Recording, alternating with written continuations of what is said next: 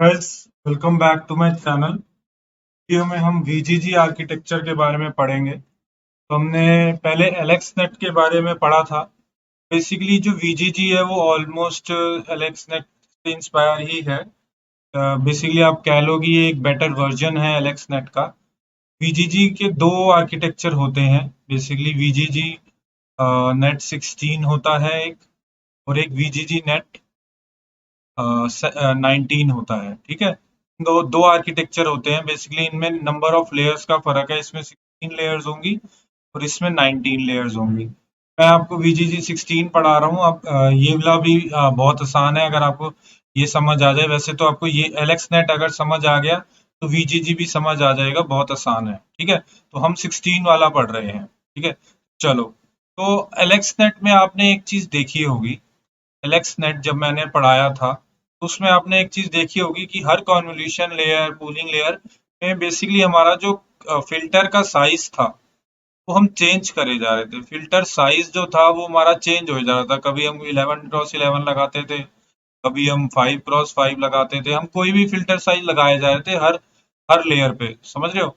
लेकिन वीजीजी ने बोला कि मैं जो अपना आर्किटेक्चर है ना वो पूरा एक कॉमन फिल्टर साइज से बनाऊंगा। मतलब कि मेरा जो कॉन्वोल्यूशन होगी ना उसमें एक फिल्टर ही लगेगा, और जो पूलिंग होगी उसमें एक अलग लगेगा। समझ रहे हो। तो उसने बोला जो मेरी कॉन्वोल्यूशन होगी ना उसमें मेरा 3x3 का ही कर्नल लगेगा हमेशा। ठीक है, 3x3 का ही कर्नल लगेगा। स्ट्राइड लगेगी 1, और पैडिंग लगेगी सेम। पैडिंग सेम मैंने आपको उसमें भी बताया था। पैडिंग सेम का मतलब कि हमें इतनी पैडिंग कर दो कि हमारा जो इनपुट डायमेंशन है वो आउटपुट डायमेंशन सेम हो जाए। बेसिकली इस टाइप का हमारा कर्नल लगेगा। ठीक है, तो ये तो हमने बोला कन्वोल्यूशन में। और पूलिंग में क्या होगा, और पूलिंग में वीजीजी में क्या होगा, पूलिंग में क्या होगा कि आपका 2x2 का कर्नल लगेगा हमेशा, और स्ट्राइड लगेगी 2 की। ठीक है, ये बेसिकली आपकी मैक्स पूलिंग हो रही है। बेसिकली मेरा कहने का मतलब है कि हमेशा यही लगेगा, हमेशा यही लगेगा, अलग अलग नहीं लगेगा। ठीक है, तो चलो अब हम आर्किटेक्चर पे आते हैं। तो ये मैंने दो इमेजेस ली हैं, दो इमेजेस ली हैं मैंने अब गूगल से। तो बेसिकली दोनों सेम ही है, सेम ही आर्किटेक्चर है। ठीक है, तो बेसिकली अगर आप देखो, ये इनपुट इमेज है। ठीक है, ये हमारी इनपुट इमेज है। उसके बाद जो ये है, ये ब्लू से जो डिनोट है ना वो हमारी कॉन्वोल्यूशन लेयर है। ठीक है, convolution plus ReLU, ReLU internally convolution layer में होता है। ठीक है, तो इसमें मैंने क्या बताया, मेरा कर्नल साइज क्या है। इसमें मेरा कॉन्वोल्यूशन का कर्नल साइज क्या है, 3x3। ठीक है, कर्नल साइज 3x3 है। ठीक है, और पैडिंग सेम है, पैडिंग सेम है। ठीक है, और स्ट्राइड 1 है। ठीक है, ये है। और मैक्स पूलिंग का मैंने क्या बताया, मेरा 2x2 है और स्ट्राइड 2 है। ठीक है, ये दोनों मैं आपको मैंने बता दिए। ठीक है, तो चलो अब इसको देखते हैं ये कैसे हो रहा है। इनपुट मेरा क्या है, इनपुट मेरी image 224 cross 224 cross, basically input मेरा जो होगा वो 224 क्रॉस 224 क्रॉस 3 होगा। ठीक है, 3 होगा क्योंकि ये आरजीबी इमेज है, तो बेसिकली ये 3 चैनल होंगे। तो ये मेरा इनपुट साइज है। ठीक है, तो सबसे पहली लेयर में, ये जो लेयर है ना, ये पहला वाला ये ब्लू का डब्बा, ये जो बॉक्स है पहला वाला, बेसिकली इसमें क्या हो रहा है, इसमें मेरे 64 कर्नल्स लगे हैं। ये देखो 64, ये दोनों एक जैसी हैं। ठीक है, ये मैंने दो इमेजेस उठाई हैं, दोनों VGG 16 की ही हैं। ठीक है, बेसिकली इसमें यहाँ से साफ पता लग रहा है कि 64 कर्नल्स लगे हैं। ठीक है, और 64 कर्नल्स लगे हैं। और मेरा बेसिकली पैडिंग अगर सेम है, अगर मेरी पैडिंग सेम होगी तो कॉन्वोल्यूशन का आउटपुट क्या होगा।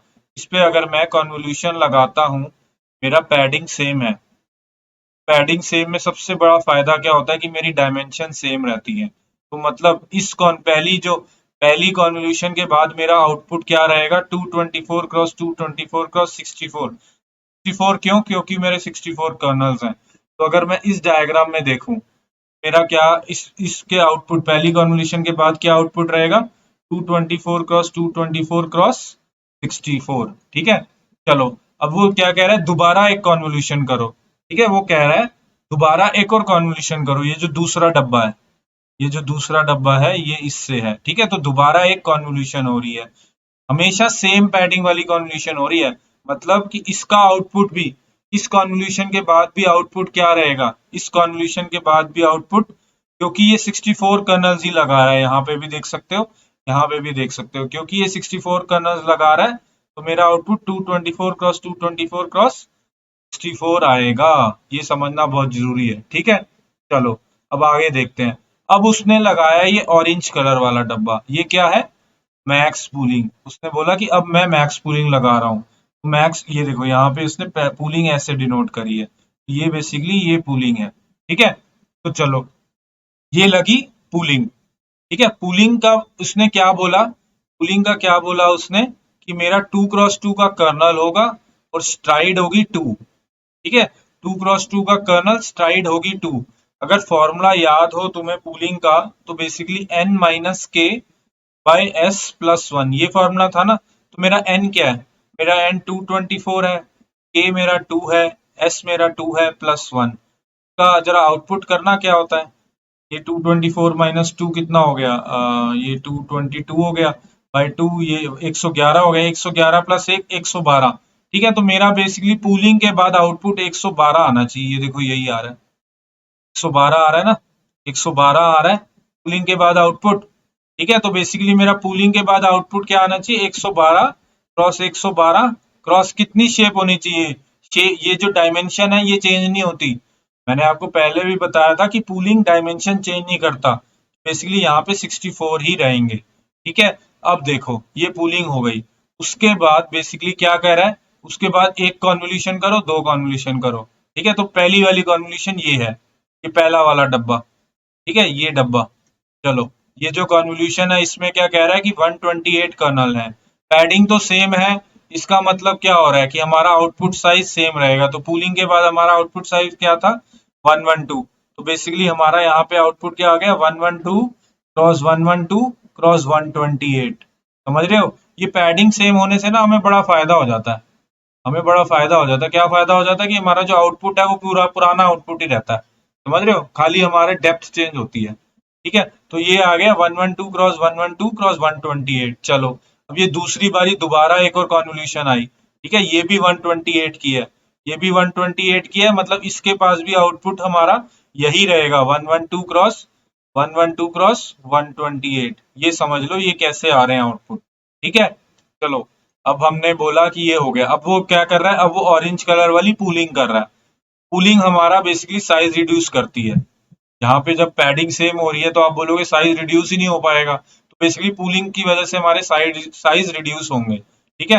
तो अब जब पूलिंग हुई, पूलिंग क्या हुई, पूलिंग का फिर यही फॉर्मूला लगाओगे, फिर यही फॉर्मूला लगाओगे, 112 एन है तुम्हारा, ठीक है। के कितना है, के 2 है, ये भी 2 है प्लस 1, 110 बाय 2 55, 55 प्लस 1 56, 56 क्रॉस 56, समझ गए, 56 क्रॉस 56 आया, यहाँ पूल का आउटपुट 56 क्रॉस 56 आया, और डायमेंशन तो जो वो है वो उतनी ही रहेंगी 128, ठीक है। तो इसका आउटपुट अब तुम्हें समझ आ गया इस लेयर का, ठीक है, इस लेयर का आउटपुट समझ आ गया। अब देखो, अब वो क्या कर रहा है, वो 3 कॉन्वोल्यूशन कर रहा है लगातार, ठीक है, 3 कॉन्वोल्यूशन कर रहा है। देखो, जब जब पैडिंग सेम होती है ना, कॉन्वोल्यूशन का आउटपुट निकालना बहुत आसान हो जाता है। क्यों, क्योंकि पैडिंग सेम है, आपका आउटपुट सेम होगा। जब पूलिंग के बाद आपका 56 क्रॉस 56 है, तो ये जो 3 कॉन्वोल्यूशन है इसके बाद भी आपका आउटपुट 56 क्रॉस 56 ही रहेगा, यहाँ तक 56 क्रॉस 56 ही रहेगा। क्यों, क्योंकि पैडिंग सेम है ना, पैडिंग सेम है, यानी कि आपका जो आउटपुट, उतनी पैडिंग कर दो कि हमारा आउटपुट सेम रहे, बस कर्नल के साइज चेंज होते रहेंगे, डेप्थ चेंज होती रहेगी। यहाँ 256 लगी हुई है, बेसिकली यहाँ 256 आ जाएगी, इसलिए यहाँ पे हमारा ये, यहाँ पे हमारा आउटपुट ये है 56 क्रॉस 256, ये है आउटपुट यहाँ पे। अब दोबारा वो पुलिंग कर रहा है, ठीक है। ऐसे आप करते रहो, ऐसे आप करते रहोगे, मैं करवा देता हूँ, मैं कर देता हूँ। तो इसके बाद पूलिंग हुई, के बाद अगर पूलिंग हुई तो देखी जाए, तो बेसिकली पूलिंग होगी अगर, तो आप देखोगे तो ये, अगर आप फॉर्मूला लगाओगे ना 56 माइनस 2/1, तो बेसिकली ये 28 हो जाएगी। तो बेसिकली 28 क्रॉस 28, और आपका साइज वही रहेगा 256। उसके बाद फिर 3 कॉन्वोल्यूशन हुई, उसके बाद फिर 3 कॉन्वोल्यूशन हुई, तो इस वाली के आउटपुट क्या आएगा, इस वाली का आउटपुट और ये तो सेम ही रहेगा, ये याद रखना कि ये सेम ही रहेगा। बस आपका क्या चेंज हो जाएगा, बस आपका क्या चेंज हो जाएगा, नंबर ऑफ कर्नल। यहाँ पे 512 कर्नल्स लगे हैं, तो यहाँ पे आप 512 लगा दोगे।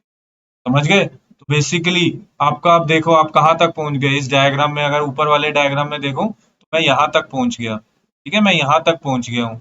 ठीक है, अब दोबारा पूलिंग हुई।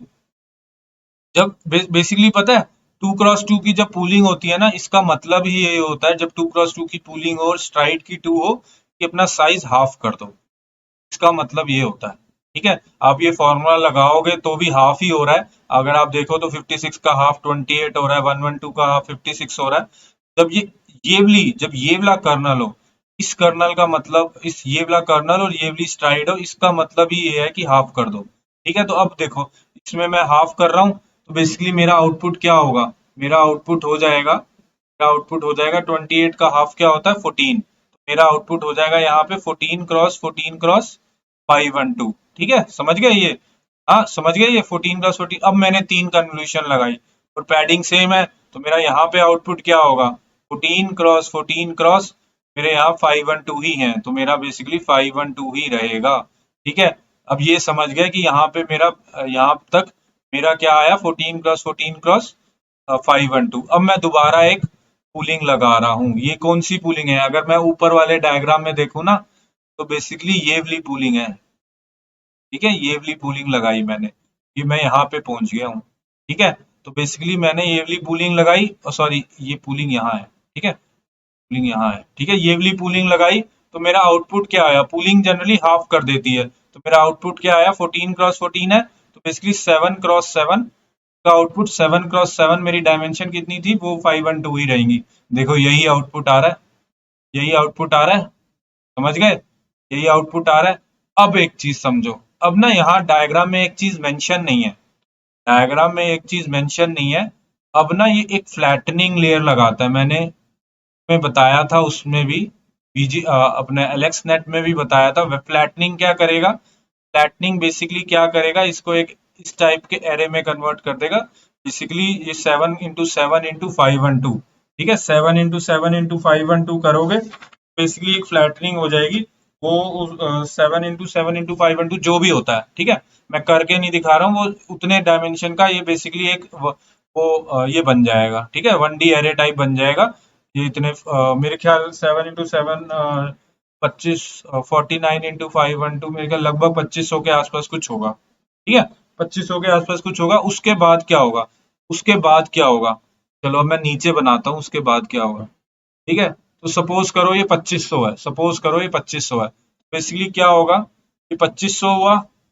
उसके बाद क्या है, एक फुली कनेक्टेड लेयर है। उसके बाद बेसिकली तुम्हारी एक, सपोज करो उसके बाद ये बेसिकली इसने एक वो बना दिया है, एमएलपी का स्ट्रक्चर बना दिया है। समझ रहे हो? उसके बाद इसने एक एमएलपी का स्ट्रक्चर बना दिया है। ये समझना बहुत जरूरी है कि एमएलपी का स्ट्रक्चर कैसे बना है। बेसिकली यहाँ पे ये 4096 लगा दिए न्यूरॉन पहली लेयर में।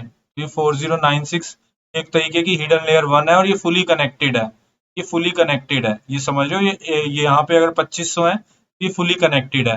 ठीक है, तो यहाँ पे देखो, यहाँ पे देखो इसने एक ये फुली कनेक्टेड बनाई FC6। ठीक है, उसके बाद दोबारा एक FC7 बनाई 4096 की। ठीक है, उसके बाद ये दोबारा एक बनी 4096।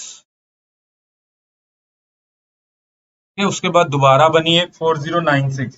ठीक है, तो ये दो बनती हैं। उसके बाद, के बाद एक 1000 क्लास, क्योंकि आप इमेज नेट पे, एलेक्स नेट भी इमेज नेट पे ही काम कर रहा है, पहली बात ये। जैसे सॉरी, वीजीजी नेट भी आपका इमेज नेट पे ही काम कर रहा है। जैसे आपका एलेक्स नेट भी 1000 क्लास क्लासिफिकेशन पे ही काम कर रहा था, तो ये भी एक इमेज नेट वाले पे ही कर रहा है। तो बेसिकली लास्ट में हम एक सॉफ्ट मैक्स लेयर लगा देंगे, यहाँ पे हम एक सॉफ्ट मैक्स लगा देंगे 1000 न्यूरॉन वाली, और फिर हमें आउटपुट मिल जाएगा। यही हो रहा है, अगर आप इस वाली इमेज में देखो ना, तो बेसिकली ये जो FC18 है ना, ये एक 1000 क्लास सॉफ्ट मैक्स होगा यहाँ पे, और जो आपको आउटपुट दे देगा। ठीक है, तो बेसिकली आपकी दो 4096 की लगी हैं। इस डायग्राम में तीन दिखाई हुई हैं, ये दो लगती हैं, और ये आखिरी वाली 1000 न्यूरॉन की होती है। ठीक है, ये आखिरी वाली 1000 न्यूरॉन की होती है, जो आपको आउटपुट दे देगी। ठीक है गाइस, तो ये मैंने आपको समझा दिया। वीजीजी का स्ट्रक्चर कैसे होता है, मैंने पूरा अच्छे से एक्सप्लेन करा। ये आप ना पूरी कैलकुलेशन खुद करो, जब आप खुद करोगे ना आपको सारी चीजें समझ आएगी।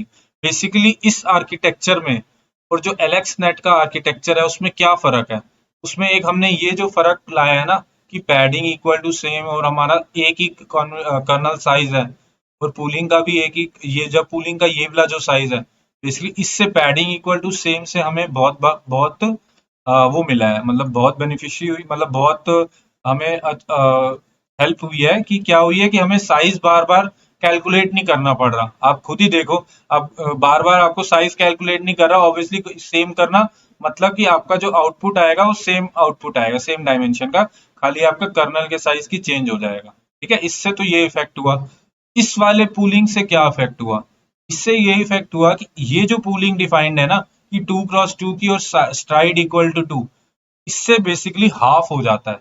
आपका कोई भी साइज का होगा ना, चाहे वो 4x4 होगा चाहे 8x8 होगा, वो हमेशा हाफ होगा। ठीक है, वो हमेशा हाफ होगा अगर इस ये डायमेंशन वाली पूलिंग डिफाइंड हो। ठीक है, तो बेसिकली इससे वीजीजी आर्किटेक्चर ने ना कहीं हमें बेसिकली सिंप्लीफाई कर दिया। ठीक है, बेसिकली हमारा सिंप्लीफाई हो गया, हमारा मॉडल थोड़ा सा सिंप्लीफाई हो गया। ये समझना बहुत जरूरी है कि हमारा मॉडल सिंप्लीफाई हो गया। चलो, अब तो हमने पढ़ लिया, ये आज की डेट में वीजीजी बहुत यूज होता है। ठीक है, आज की डेट में वीजीजी बहुत यूज होता है, और कोई भी सीएनएन का टास्क हो ना तो ये बहुत यूज होता है। ठीक है, चलो ये हमने वीजीजी के बारे में पढ़ लिया। अब आगे हम दूसरे आर्किटेक्चर्स के बारे में पढ़ेंगे नेक्स्ट वीडियोस में, और फिर हम कोडिंग पे भी आएंगे। ये तो मैंने आपको समझा दिया कि ऐसे होता है। बेसिकली मैं कोडिंग में जब आऊंगा ना तो मैं आपको समझाऊंगा कि हम कन्वोल्यूशन लेयर लिखते कैसे हैं। बहुत सिंपल होती हैं लिखनी, आपको दो लाइनें लगती हैं, आपकी एक लेयर लिख जाती है। दो लाइनों में फिर आप एक बेसिकली एक लाइन में कन्वोल्यूशन लेयर लिख दोगे।